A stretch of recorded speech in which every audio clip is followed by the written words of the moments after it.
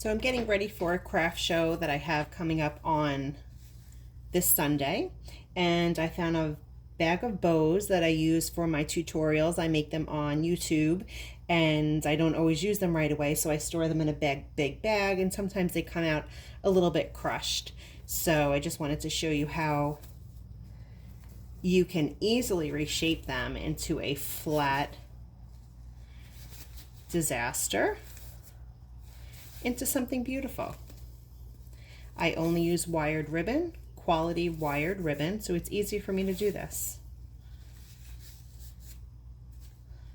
So you just put your fingers in each one of the loops and go ahead and round it out. You can give it a nice tug on them because I use a zip tie and a pipe cleaner, so it's not going anywhere.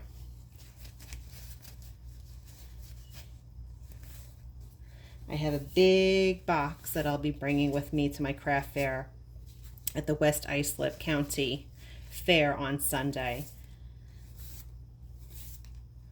And it'll be a bargain bow basket.